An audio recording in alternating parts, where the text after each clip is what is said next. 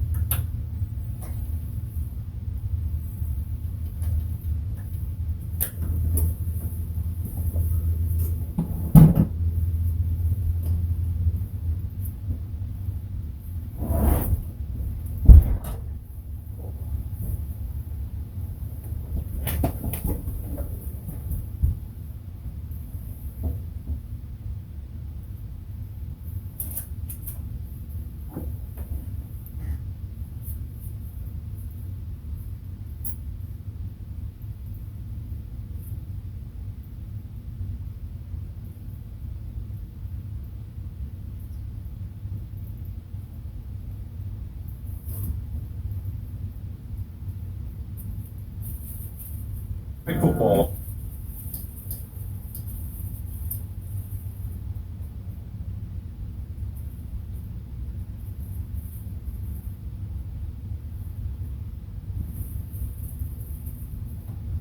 There's a shortcut to platinum status in the Fuel Rewards program. When you fill up with Shell V-Power Nitro Plus Premium Gas,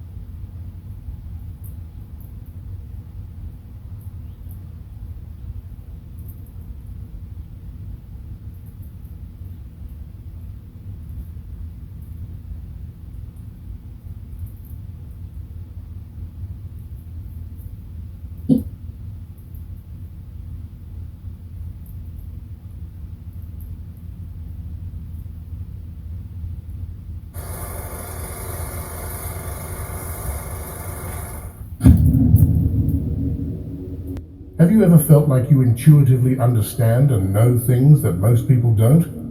You may belong to a very rare group of people that qualify as seers. Keep watching to find out if the signs match.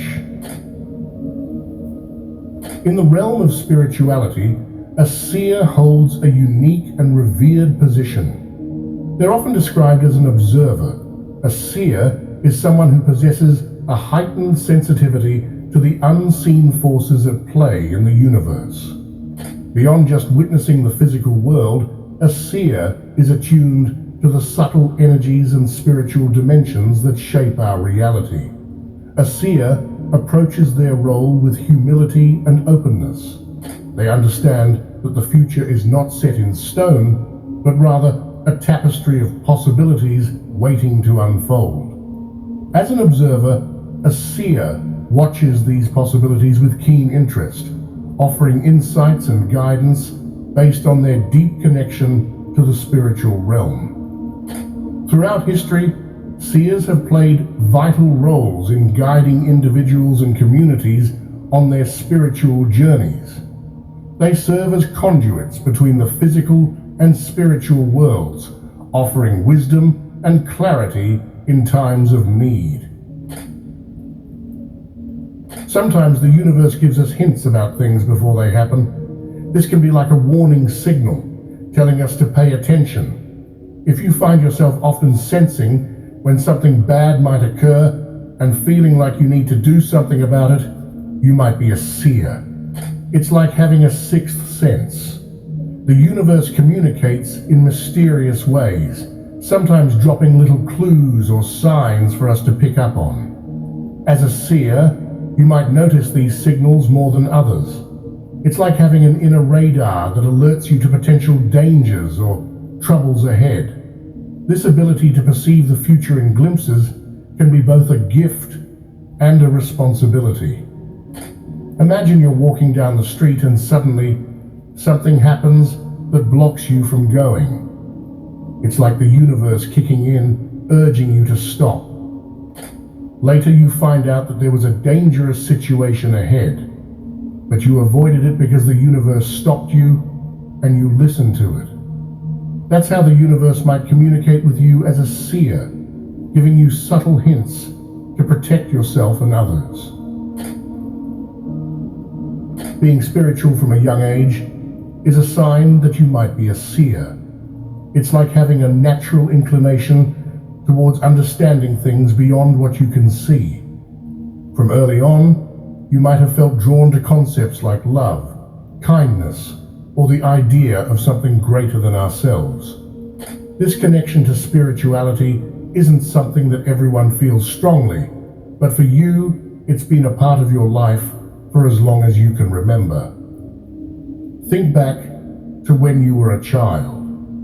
While others were busy playing with toys or games, you might have found yourself contemplating the mysteries of life or feeling a deep sense of wonder when looking up at the stars.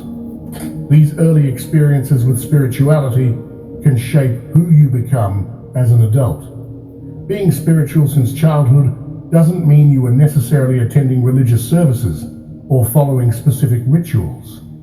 Instead, it's more about having a curiosity about the unseen aspects of existence.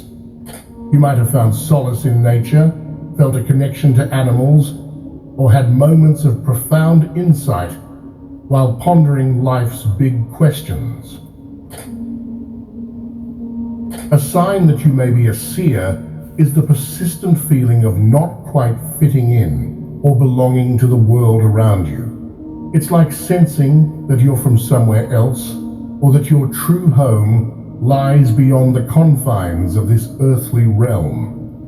This feeling of displacement is common among seers, who often perceive the limitations of the physical world and yearn for a deeper connection to the spiritual dimensions. For seers, this sense of not belonging can manifest in various ways, such as feeling out of sync with societal norms and expectations, struggling to find like-minded individuals who understand their spiritual journey, or experiencing a longing for a higher state of consciousness beyond the mundane realities of everyday life. It's like being an outsider looking in, observing the world with a sense of detachment and longing for something more. Despite the challenges that come with feeling like you don't belong, this sense of displacement can also be a powerful catalyst for spiritual growth and self-discovery. It's like being a seed planted in unfamiliar soil, striving to find nourishment and connection amidst the uncertainty of your surroundings. As you embrace your role as a seer, you may find solace in the realization that your true home lies within the depths of your soul, where you are eternally connected to the infinite wisdom and love of the universe. Have you ever felt like you're not alone, even when there's no one else around? For seers, this feeling might be more than just imagination. It could be a sign that you're able to perceive spiritual beings. Seeing spirits or angels isn't always as dramatic as it sounds in movies or books. It's more subtle, like catching glimpses of movement out of the corner of your eye, or feeling a presence in the room when no one else is there.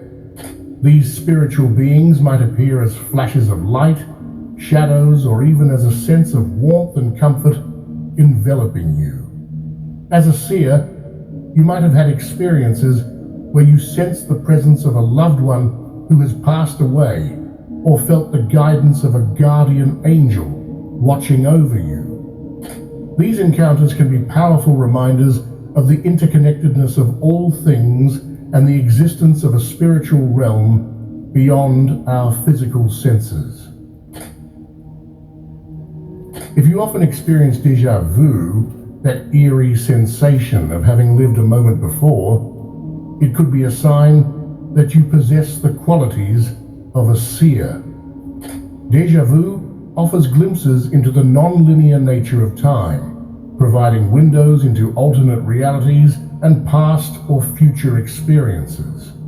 For seers, these phenomena serve as gateways to deeper understanding and psychic development. Instead of dismissing them as mere coincidences, seers embrace déjà vu as opportunities for exploration and insight. It's like peering through a keyhole into the vast expanse of the unknown, where time bends and twists in ways that defy conventional understanding.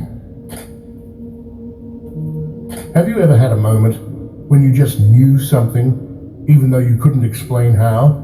It's like having access to information that wasn't available to you through normal means. As a seer, you might experience these moments more frequently than others. It's not about guessing or assuming, it's a deep, intuitive knowing that goes beyond logical reasoning. This knowing isn't something you can learn from a book or be taught in school. It's like a whisper from the universe, guiding you towards understanding without needing concrete evidence. You might find yourself offering advice or insights to others that surprise even yourself, wondering how you knew what to say. It's as if the universe is sharing its secrets with you, trusting you to use this knowledge wisely. It's common for seers to be more in tune with something beyond the material world. This connection to the spiritual realm is like a constant presence in their lives. It's not just about believing in something greater, it's about feeling a deep resonance with the unseen energies that surround us. As a seer, you might find yourself drawn to practices like astrology, tarot, or meditation, seeking to deepen your understanding of the spiritual forces at play. It's like exploring uncharted territory, delving into realms of existence that lie beyond the grasp of our five senses.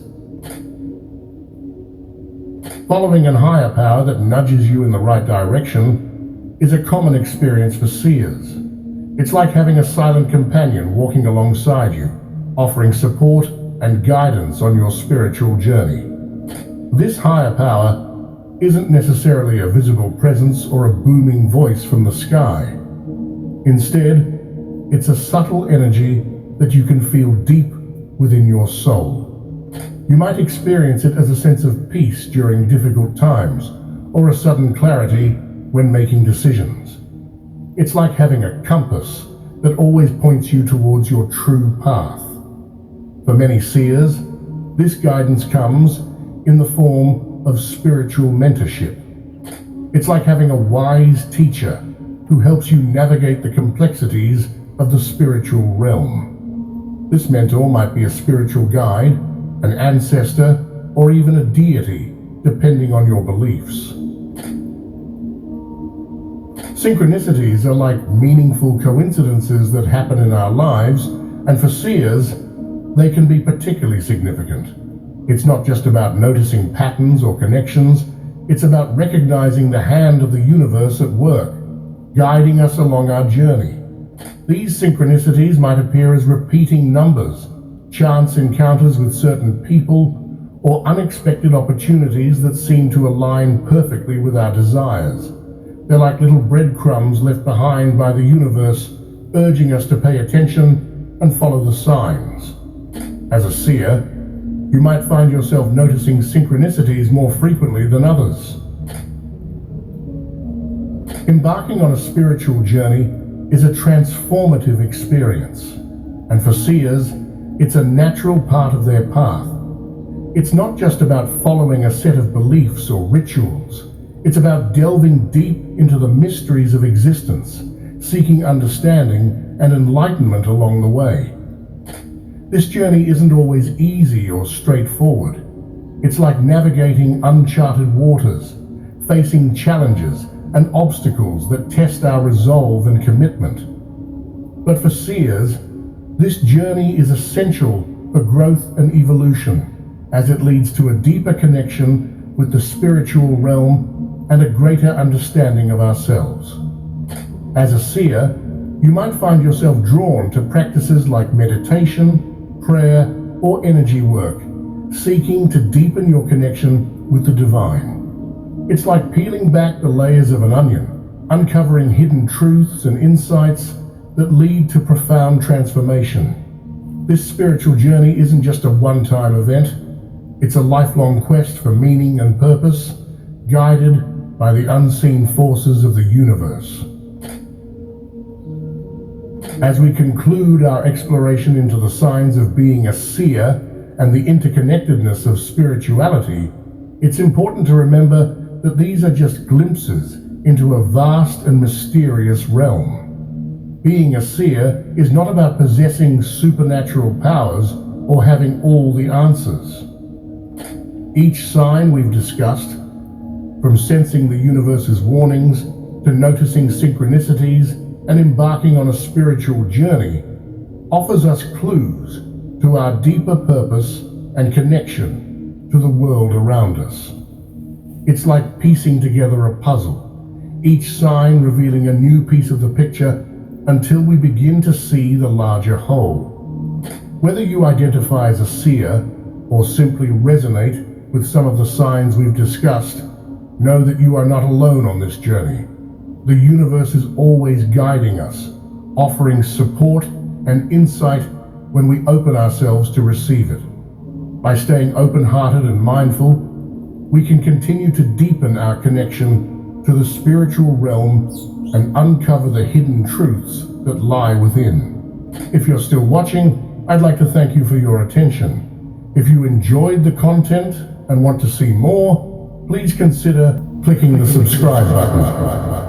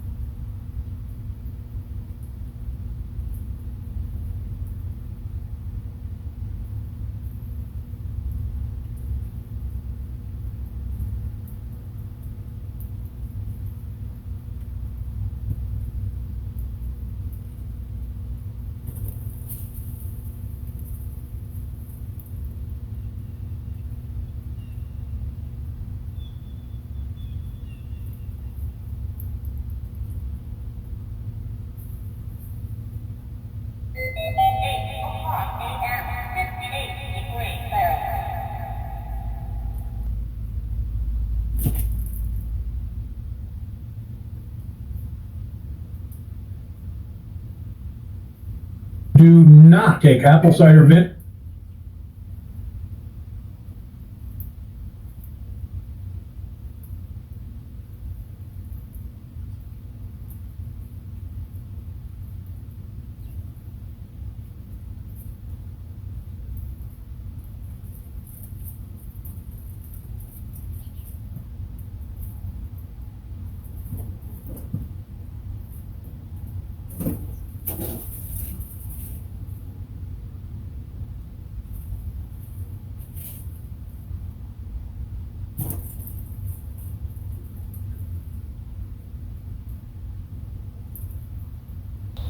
Now, to get us started, we have a letter.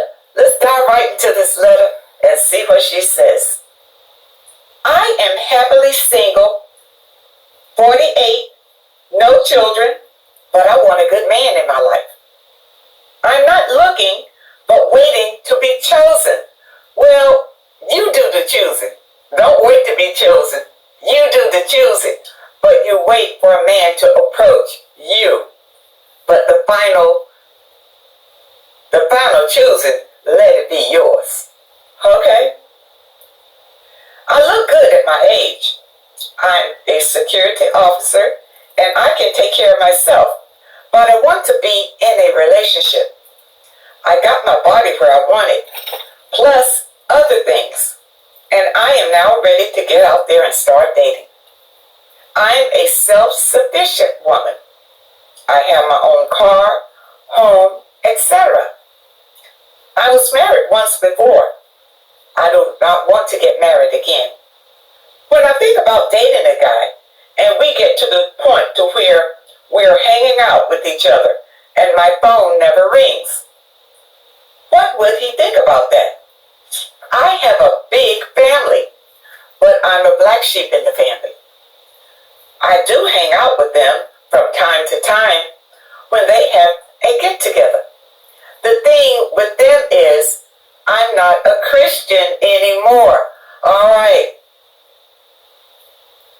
Now, here is the thing.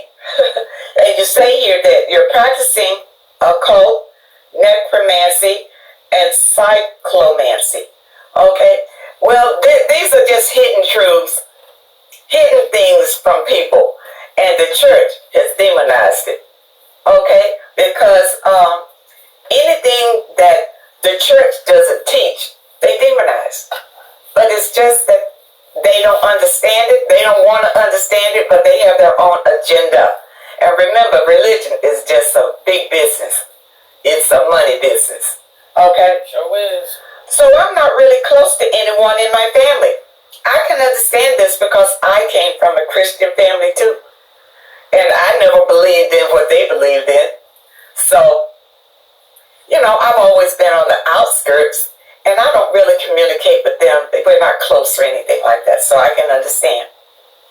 So no one talks to me. Females, I just don't know what to say about these women.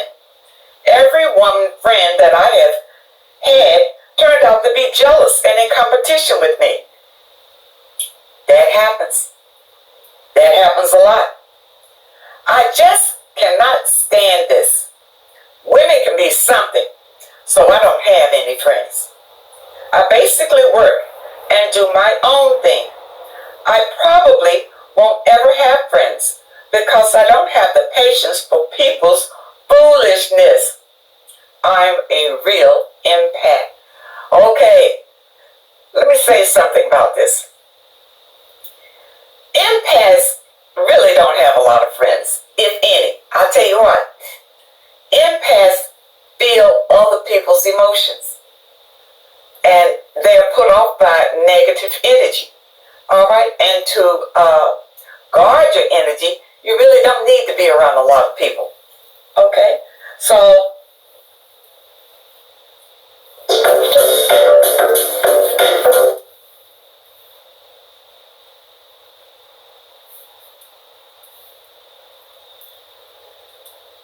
don't worry about having friends. I don't have any friends, but I don't miss them either. I don't like being bothered that much anyways. Friends also like to call you and ask you to borrow stuff or do something for them. That's true. And I am not with none of that. Still, I wouldn't mind having a girls' night out once in a while. Yeah, I know how you feel about that too, because I push myself to go out and meet with other women. You know, they had their little clique anyway. And I would push myself to go out and be with them, but I always felt out of place. They never really embraced me because, remember, if you are an empath or a spiritual person, and if you are practicing these things, and a cult is just hidden knowledge, okay? You are practicing the things that you're learning about. Your frequency is high. You're not going to get along with everybody, and everybody is not going to get along with you. Your frequency alone will turn people off. Just by you coming in that area, and if they're negative and you're positive, they can feel it. And you're always on the outside. Okay? Don't worry about that. Be strong and be happy that you are an empath. I don't like being bothered that much anyways. Do you think it matters to a man if he really likes me that I'm like this? No. If he's the right man. Okay, now this is the thing. Being a spiritual person, your partner needs to be on the same page. Your partner needs to be spiritual too, or close to it, or it's always going to be a push and pull between you. When I was dating a fella, I began to open up to him about some spiritual things and that sort of thing. And he called me a demon. And you know, religious people don't understand because they are only going on what they have been taught. In church, they have been taught not what they have been studying for themselves, but what they have been taught. Okay, they never venture out of their comfort zone to find out the truth for themselves. And that negative energy keeps them right there in that negative energy and dumbed down. Do you think he'll ever be wondering what is wrong with me that I don't have one friend? You know, no. You know, I dated quite a few men, and I haven't really had any friends. I've yet to have any man to ask me, you don't have any friends? Oh, you don't have no friends. Men don't care about that. Whether you have friends or not. Now, if you have male friends, yeah, they care about that. They do care about you having male friends. Now, they'll pull a short video. Watch this video about the male friends and what the lady says about friends, and then we'll come back. Okay, here we go. Most of the guys that are friends with women are attracted to them in some way, shape, or form, and at some point or other would like to have them as a girlfriend or sleep with them or what have you. Us guys looking in from the outside, we kind of see it, we feel it, we know it because it's the way we're wired. And the guys looking in from the outside know it. And the ladies are just like a lot of the times, oh, they're just my friend. Yeah, you know, maybe not. Do you feel like every time you start getting close to someone, you start sensing negative energy, and it's hard for you to genuinely connect with others because of that? This could be a sign that you need deliverance.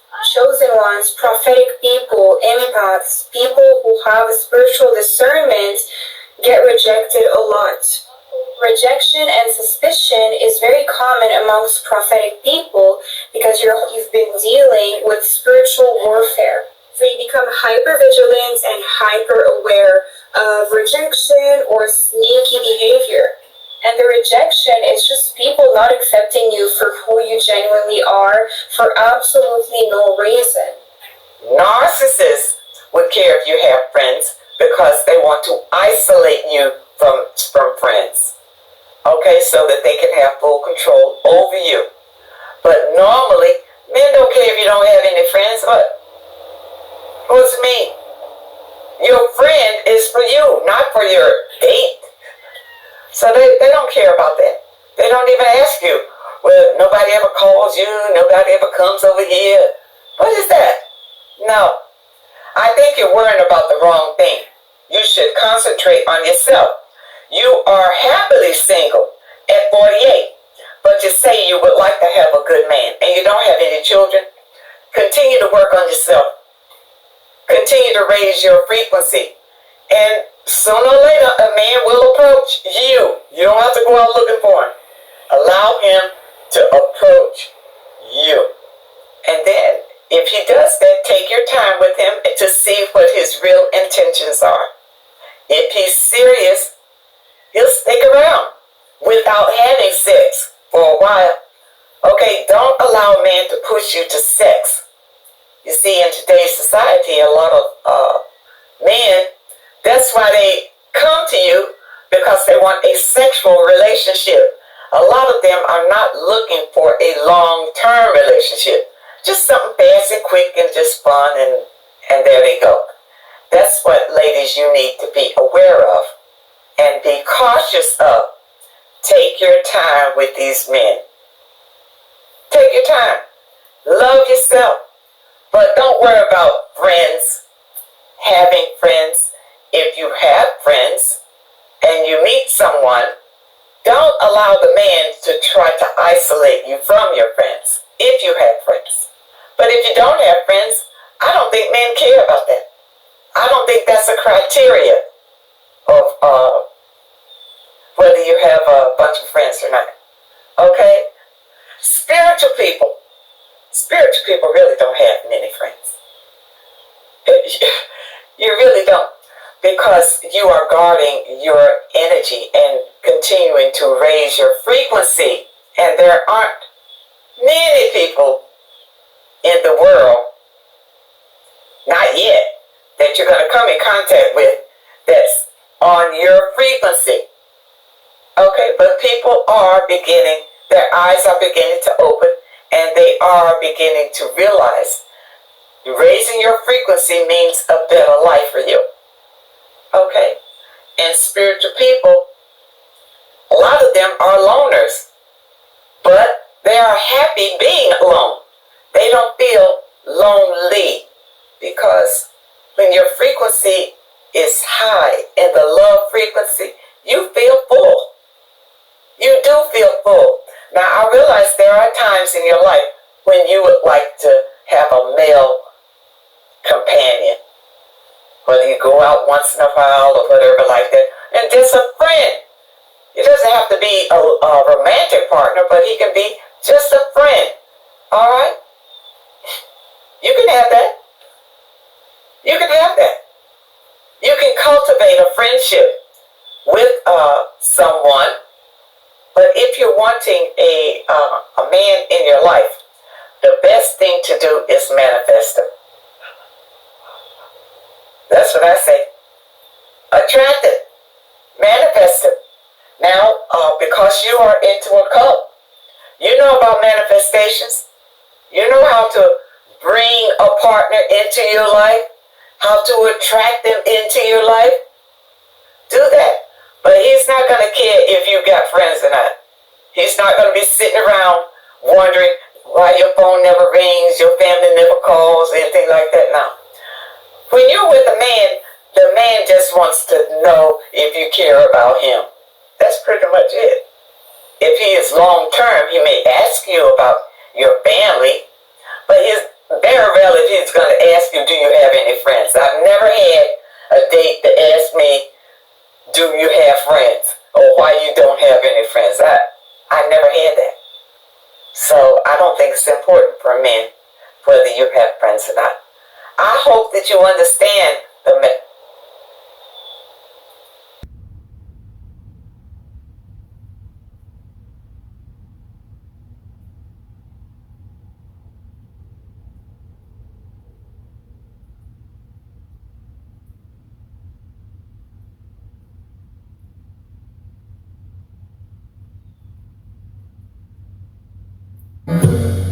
What you want?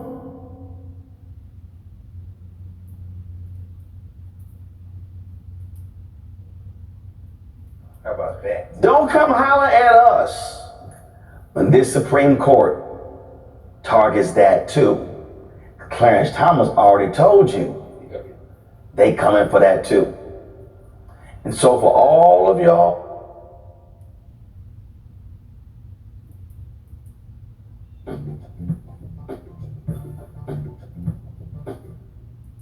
it's called America, and America history repeats itself. But also, America can congratulate itself. America has decided to align with other nations in electing far-right, crazed, deranged leaders. And what you have to understand is that, and I'm going to keep saying, is that this is white fear. This is absolute fear of the future changing of this country. The Constitution, Declaration of Independence, that wasn't democracy. Black men couldn't vote. Men of means couldn't vote. Women couldn't vote. Black folks couldn't vote. I mean, if you were not a white man who owned land, you couldn't vote. So there's been a constant effort to change this country, to change its values. So what you've seen tonight is this country has decided that, you know what, Trump, those are our values. In fact, he's actually poised to win the popular vote. Wow. When you look at states like New York, New Jersey, Harris barely wins those states. Lower margins than what Biden did. When you look at the numbers, look at what the country decided. The country's decided, we don't mind if you lead an insurrection. We're good. We don't mind if you steal classified documents and lie about it, don't return them. We're good. We don't mind if you cheat with your company. We're good. Because you're going to bring back the good old days. It's going to be fabulous. The fact of the matter is, Trump inherits an economy fixed by Democrats. And he's going to immediately claim credit for all of it. He's going to say, oh, it came back all because I'm coming back. But do understand, you better pay attention when he lets Elon Musk run amok in the federal government. You better be scared to death when he literally lets Robert F. Kennedy be in control of science and health. Oh, you better bring back the mask and everything else, because it's about to be a lot more people who ain't vaccinated. And when polio comes back, and some of these other diseases that we conquered a long time ago come back, because you've got a crazed, deranged, anti-vaccine person in charge? Well, there you go. Oh, please say hello to white nationalist Stephen Miller. Oh, he's back. Steve Bannon, oh, he's back. And do understand, all of the same people you had before who served as guardrails, they won't be there. You truly are going to have a cabinet, an administration of zealots, of individuals who have no business holding on to power. And so America got what it wanted tonight, and America is going to get what it deserves. So let me say this right now to all of you white farmers in Michigan, in Wisconsin, in Indiana, in Iowa, when he drops his tariffs and all of y'all asses go broke, I don't want to hear shit. Because hashtag we tried to tell you. And to all y'all people who blame the Biden-Harris administration for the awful economy, even though inflation today is at where it was in December 2019, where we had the longest period of unemployment at that low of a rate in 50 years. Stock market, S&P, savings, all that stuff. Oh, by all means, when his tariffs plan shifts all of that debt to you, don't look at us who voted for Harris. Because hashtag, we tried to tell you. We told you by voting for that fool what was going to happen. So your health was going to be compromised. Your pocketbook's going to be compromised. Oh, by the way, when your ass start choking and your water tastes like crap, don't come holler at us, because he is going to decimate the EPA. Oh, by the way, when your raggedy ass state go ask a fool with the education, please don't come holler at us because of what he's about to do when it comes to the Department of Education. And again, all y'all white women who on birth control, How about that? don't come holler at us when this Supreme Court targets that too. Clarence Thomas already told you they coming for that too. And so for all of y'all who said, oh my God, the nation is on the wrong track, by all means, enjoy his inauguration.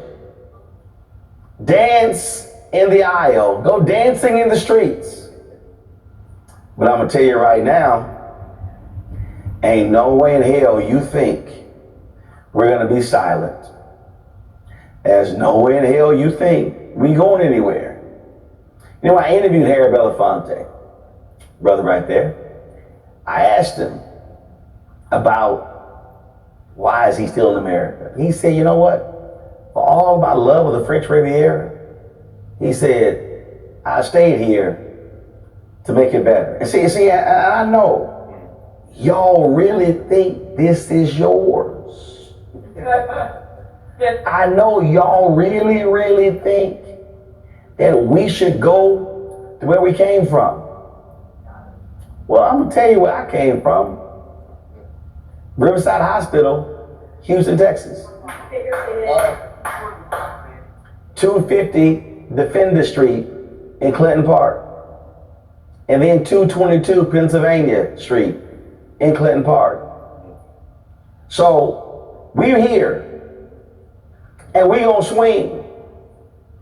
And I'm telling you right now, y'all act a fool, it's gonna be the Montgomery Brawl. Yes, sir. Cause see, we gonna throw the cap in the air.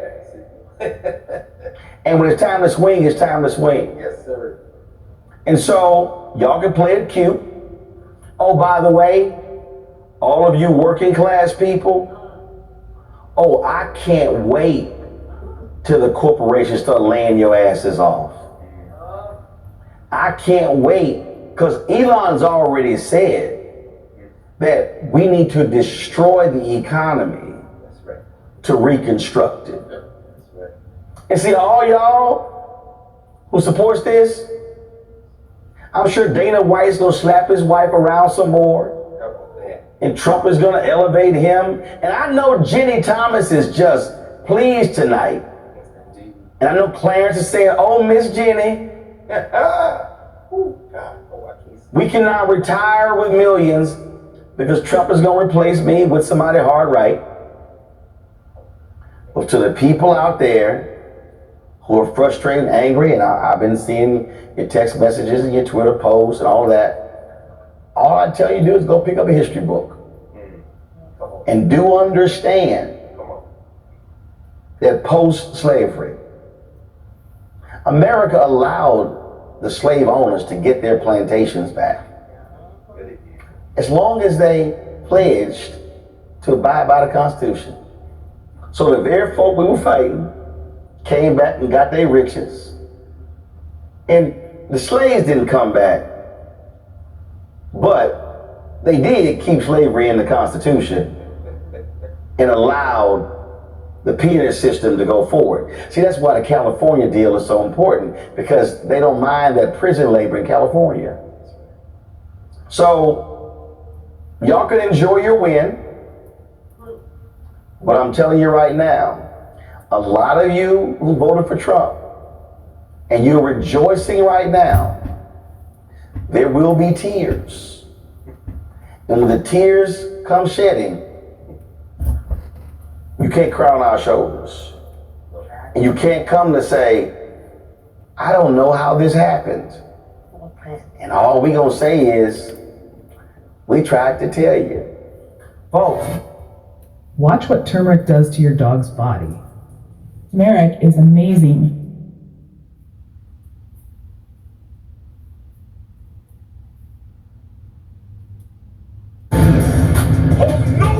A real revolutionary right now. Support this man, Black Media. He makes sure that our stories are told.